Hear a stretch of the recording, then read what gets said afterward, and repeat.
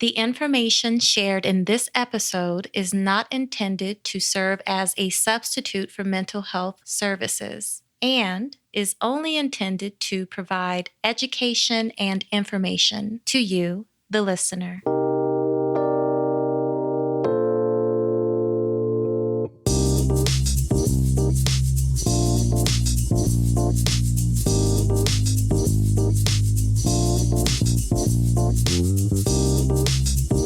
Thank you for tuning in to the Honeybee Podcast. Today's episode will focus on the attachment bond between an adoptive parent and their adopted child. Here's a special heads up for the parents who have adopted a child. This episode was created for the parent who has adopted a kid that's experienced a significant relational disruption during their early childhood, somewhere between the ages of infancy up until about 5 years of age.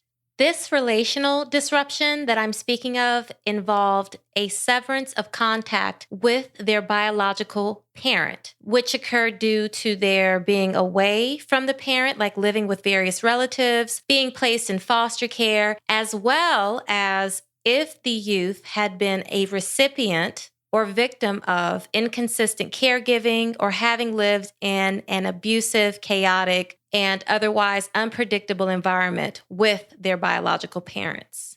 During my time as a child and family therapist, I have met with many adults who have adopted a child previously placed in foster care after it was determined that it was no longer safe for the youth to continue receiving care from their biological parents. In those conversations, the adoptive parent has expressed concern about their adopted child's ability to attach. And their overarching curiosity is, why is it so difficult for my child to attach to me? Within the context of relationship, us humans learn what's safe, what's not safe. We learn how to attach, which then leads to our ability to trust. And when there is a significant and severe inconsistency in whether or not we will receive the care that is needed as an infant, a helpless infant, then we begin to second guess and mistrust people in general. So for the child who had a severe and significant early childhood disruption with a caregiver, biological parent in this context, and did not know whether or not their needs would be met, did not know if they would essentially, quote unquote, get in trouble for crying or wanting food or whatever it is that a young child would need while helpless, there begins to be this inherent uncertainty of the safety of big people. So, relational disruption is a significant concern, and anytime we have hurt and disappointment in the context of a relationship, especially at a young age, it creates an ongoing fear that other adults will do the same thing as their initial caregivers have done to them. I liken this to an example of if I had ever been bitten by a dog as a young child, I may have the template in my mind that anytime I see a dog, I am at risk or in danger of being bitten. Even if the dog is friendly, even if the dog is far away from me, it becomes a cue that this is an unsafe stimulus and I'm in an unsafe situation. There's this automatic fear that my safety will be compromised again. So to that end, it will take time to teach my brain or to teach your brain that dogs can be safe to be around. Back in the context of the original point, adults are trustworthy and it is safe to attach. Essentially, it is safe to trust. For many children who have been placed for adoption, whether that be because various entities have determined that biological parent or parents are unable or ill-equipped to provide the consistent nurturing care that that child needs, or perhaps the biological parents elected to relinquish their parental rights for whatever reason. For many children in the circumstance of having lived with their biological parent and subsequently being removed from their care, Their first few months of life, or perhaps their first few years of life with their biological parents, were filled with chaos, neglect, unpredictability, abandonment, or abuse. The way humans view life occurs through a lens. The way we think, feel, and react to intimate relationships, such as a parent-child relationship, is shaded by whether trust, which affects attachment, has been fractured. When trust is fractured, children have a valid and understandable fear that every relationship will be the same way. That is their template, and it does not dissolve once they move into a stable, loving, nurturing family or household. In the same way the brain was trained to expect the unexpected and the painful, it will take more time to teach the brain what a healthy, adaptive, loving family looks and feels like. According to Dr. Bruce Perry of the Child Trauma Academy, the most important thing for humankind is the capacity to form and maintain relationships. Relationships are absolutely necessary for any of us to survive, learn, work, love, and procreate. Within this circle of intimate relationships, we are bound to each other with an emotional glue. Essentially, we are bonded with love. So, in addition to the brain allowing us to experience our senses, it allows us the capacity to love or not, to attach or not, to trust or not. The systems in the brain that happens to allow us to form and maintain emotional connection in the context of relationships develops during infancy and throughout the first few years of life. A lot of developmental hotspots are happening at this time. The brain grows most rapidly from birth throughout the first 4 years of life. The experiences that we have during our developmental hotspots will shape our capacity to form intimate and emotionally healthy relationships. Some behavioral scientists give adoptive parents of children who were placed in foster care this following rule of thumb. We can expect that for every year a child spends under stress, enduring abuse, neglect, or chaos, that he or she will need a corresponding year of nurturing, stability, predictability, and consistency to heal. Now, it is important for me to note that every single brain is different. Okay, and with that, each temperament is different. So this rule of thumb is not intended to create broad strokes. It is a fact that many children respond to the environments provided by their adoptive parents in a positive way and much more quickly than the rule of thumb that I offered you a moment ago. And it helps you to prepare and set reasonable expectations for the healing of your child in the context of this new relationship. In noticing and realizing that it will take time to form trust in the context of this parent-child relationship, you are offered the possibility of resetting the expectations for the quality of the relationship that you will have with your child for now. I also invite you to practice grieving the loss associated with this realization. You have given so much love to your child, have intentionally worked hard on making things better for them in the context of their environment, and still there is work to be done on building trust, attachment, and attuning to their needs. Here are some ideas that may help you along your journey.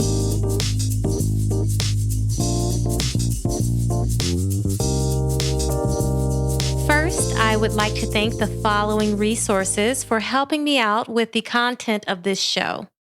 adoptionworld.net for wonderful information about positive adoption language. I want to acknowledge Dr. Bruce Perry with the Child Trauma Academy. I would also like to thank Jennifer Winkelmann, founder of Inward Bound LLC, as well as Ray Kinney, the clinical director with Cornerstone Counseling Services, for the awesome information about the process of adoption and the typical experiences that children who have been adopted have. To check out more information about each resource that I just identified, please take a peek at the show notes. It is all there for you. Without further ado, here are 10 ideas for adoptive parents to practice in order to help your child in getting adjusted to being in a forever family.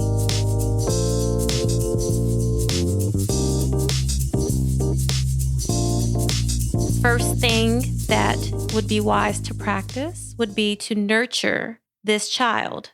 Practice being attuned to their responses for physical touch. In many situations involving a child being removed from their biological parents' care, subsequently being placed in foster care and potentially placed for adoption, it is more often than not accurate that there had not been a lot of attentiveness to the child. And I mean that in the sense of when the baby's crying, to pick the baby up, to feed the baby, change the baby's diaper, hold the baby, attune to the baby, form the emotional glue that Dr. Perry mentions, which is so important for forming healthy attachment in relationships. So in the situation, you may see children who are older request affection that is typically given in a way that's more typical for a younger child.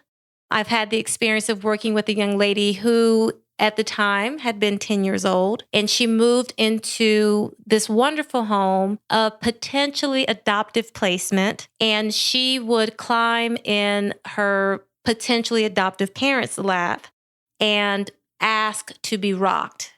We may see that sort of request or behavior from a child who is far younger than the age of 10. And that sort of request gives me some indication that that child had not received that type of attentive nurturing or attentive affection at her earlier points in life. The second idea is seek to understand. Figure out the function of the child's behavior before doling out consequences.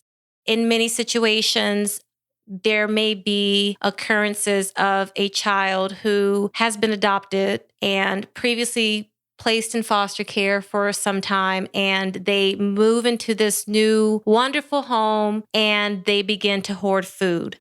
And so then the adoptive parent may find food that is decaying, hidden in certain places, and it really baffles the parent. They don't understand why the behavior is happening because there's food in the pantry, food in the refrigerator. There happens to be a surplus of food. And what that adoptive parent may not be mindful of or aware of at the time is that for that child, there were many days where they didn't know when they would eat. They didn't know if they would have access to food. And so when they do see food, automatically out of deprivation, fear of deprivation, they begin to stockpile items, even if it decays, because it soothes their fear of going without nutrition. The third idea, interact with the child based on their emotional age, not their chronological age. Abused and neglected children will be socially and emotionally delayed. This goes back to what I mentioned about developmental hotspots and brain development, and how when there is disruption in caregiving, when there is inconsistency in nurturing and attuning to a child, their brain does not develop in the way that it could have had those things been in place in a consistent and predictable way. So to that end, while you're interacting with the child based upon their emotional age, it would be wise to use soothing, nonverbal communication. Hold them, rock them, sing quietly to them. All of these ideas may be helpful avenues to try as you co-regulate, attune, and attach with your overwhelmed child. The fourth idea, Be consistent. Be predictable. Be repetitive. Children who grew up in neglectful, chaotic, and unpredictable environments are very sensitive to changes in their surroundings. In as much as possible, be consistent, be repetitive, be predictable in order to help the child who has a history of neglect or living in a chaotic environment feel safe and secure.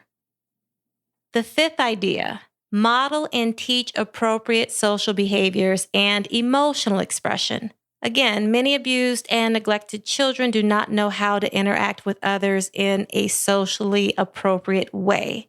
We learn by our social environment. We learn by our environment in general. So if I see in my household that when one person gets mad at another person, they begin to physically attack them, I then have the mindset that whenever I feel anger, then I am valid in attacking the person who made me feel this anger or that created the anger in the situation. So teaching a child that it's okay to have the emotional experience that they're having and ways to effectively and skillfully express that emotion will help them significantly. To that end, we go into number 6. Coaching the child along the way as they play with other children. Similar to the previous point that I made, kids don't know what they have not been taught. They may not know how to play in a socially appropriate way with other children, as this has not been modeled for them. Be a play-by-play announcer while you're watching your kid play with other children. So, for example, it may look something like telling the kid, when you take something from someone while they're using it, it makes them feel sad or upset. Another idea could be coaching them along the way. So if you want to have fun while you play this game, maybe you can try fill in the blank. Over time, with guidance and coaching, the child will learn how to play skillfully with other children, which will give them a sense of mastery and an improved self-esteem. Listen to and talk with your child. This is number 9. This is a great way to practice relationship mindfulness. Relationship mindfulness is paying attention on purpose to the other person with whom you have the good fortune of interacting with, while also noticing your thoughts, wants, emotions, and the like. Here, you have the opportunity to sit, listen, and play with your child for a bit. When adults are quiet and interactive with their child, they find that those are the moments when the kid will tell you something pretty significant about what's going on inside of them. This is also a really great time to reach and teach a child. In those moments, you are going to discuss their feelings, healthy ways to react to emotional experiences, as well as emotional urges. And then you also have the avenue to explore how other people may feel in various situations, which will then teach the kid how to be relationally mindful themselves. Number 8, have realistic expectations of yourself and your child. Abused and neglected children have so much to overcome. And the reality is that for some, all problems will not be solved. For a child who spent many years at the beginning of their life without nurturing, without attention, and tuned in parenting, the expectations for them will need to be different for a child who had those things when they were growing up. While it is true that potential cannot be predicted, it is possible to assess the emotional, behavioral, social, and psychological strengths of a child. A comprehensive evaluation by a skilled clinician can be very helpful to the adoptive parent and their child. Number 9, as the parent, going back to coaching, you may find yourself in the position where you will need to coach your child on appropriate physical contact. Sometimes children, when they have like this anxious attachment, they don't know if certain touch is okay. They don't know how to be in close proximity with someone appropriately. They could show up as socially awkward or socially inappropriate. It will take a lot of shaping of behavior, coaching, and the like to help them along the way. Last one, number 10. Be sure as the parent to attend to self-care and take advantage of other resources. Talk to other adoptive parents. Take advantage of mentoring programs and speak candidly with your family therapist, if one is in place, about your experiences of creating a forever family with your adoptive child.